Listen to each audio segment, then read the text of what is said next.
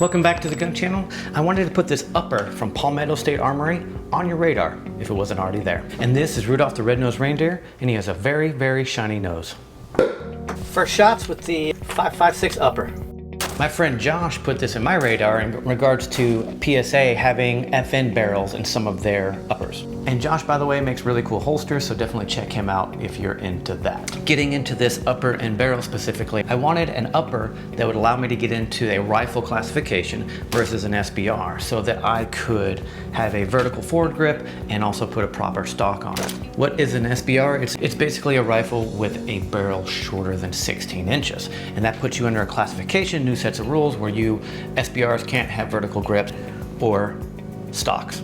The barrel itself is made by FN and not in-house with Palmetto State Armory, which PSA makes their own barrels as well, and some of them are quite good from what I hear and understand. But this FN barrel is duly noted for its quality build, its accuracy, and its ability to hold up over time. It has an A2 muzzle device, and this particular barrel is pin and welded. So it's a 14.7 inch barrel. However, it's got a tip that's welded onto it that puts it just over 16 inches, which makes it legally a rifle and not a short barrel rifle. So I'll go ahead and read you off the specifics on this particular upper if you want to check it out over at PSA.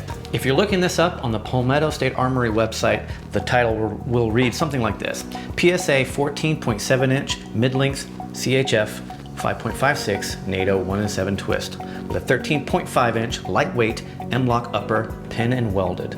The barrel profile is lightweight. The barrel steel is cold hammer forged chromoly vanadium. I'm not sure if I said that right.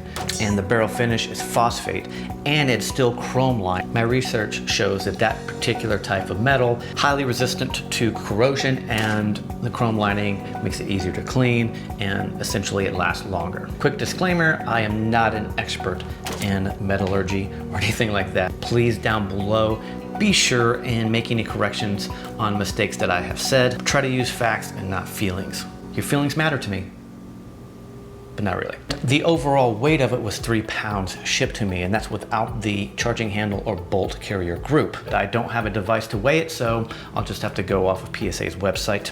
And now getting into the weapon. Now, some of you that watch the channel have seen this lower before. I had a 300 blackout build that I absolutely adore. Couldn't find any ammo for it, so I did find some 5.56 ammo. I purchased that, went ahead and built this 5.56 upper so I could keep shooting through the rest of 2020. Okay, rolling Garand thumb style, we'll go tip to butt. Starting from the tip, the A2 muzzle device that is pin and welded permanently, semi-permanently installed to the barrel to give me that 16 inch length to make it a rifle, like we already talked about. Moving on to the rail, it's an M-LOK rail, and it's lightweight, and that is from Palmetto State Armory. Moving down to the vertical grip, this is an M-LOK Magpul vertical grip, the most vertical grip that I could find at my local gun store, and it is working out just fine. I'm able to pull this guy back into my body. I could still reach out long. For a Super C grip out front, I can kind of hand stop it back here. Puts me in a great position for my weapon light. I don't really run it this way, but I suppose you could if you wanted to. There's a lot of different colors in the crayon box, so you pick your color and go for it. You do you. And the fit and finish and tightness that it fits with this lower is excellent. Moving into this lower, I threw this ambidextrous safety on it myself, and if you want to see more about that, you can check out my 300 blackout build that is on the channel already.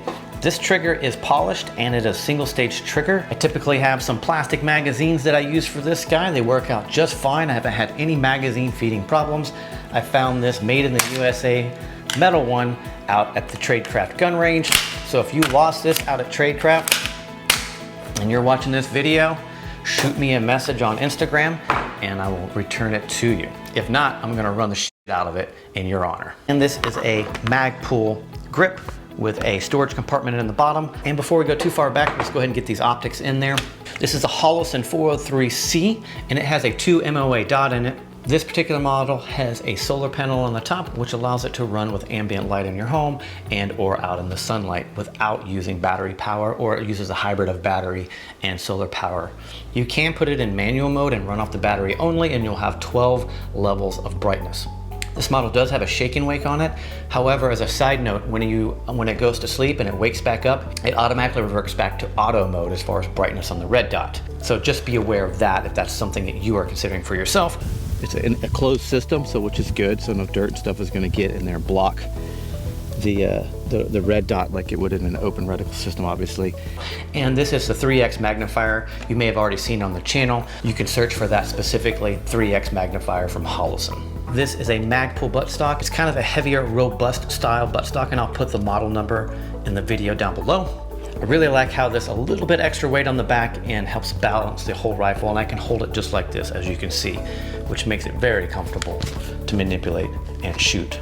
I just wanted it balanced, right? So the front end is really light, and then I put this heavier stock on there to help balance it out. So it feels real good as whenever I go to do any kind of switching, having that extra weight on the back of it, it's a very comfortable thing for sure. Having it balanced like that makes it fun. And I didn't realize the difference between like SBA 3 tactical brace and all that floppiness that comes with that. This guy here, the SBA 3, is a brace, and that's what you would need to use if you had an SBR or something like it. And it is lightweight, and it does function just fine, but the increased stability and the ability to really drive this thing into your shoulder and run your 5.56 or 300 blackout is substantially better. It's got way more control. So in closing, I hope you got some value out of this video. I'm really enjoying this AR-15. Every time I look at it, I get warm and fuzzy feelings in my lower subcockle area. I am definitely not bragging about this rifle, nor do I think that this rifle setup is the perfect one for you. This is just something that I'm working on, and I'm having a lot of fun with it. Huge supporters of the channel are evokestudio.io. We are traveling photographers and videographers that travel all over the country. In addition, we always thank tradecraftrange.com for giving us great access to your shooting range. And for formal training, definitely check out forceimi.com. And my name is Mike. You're at the Gun Channel. I'll see you soon.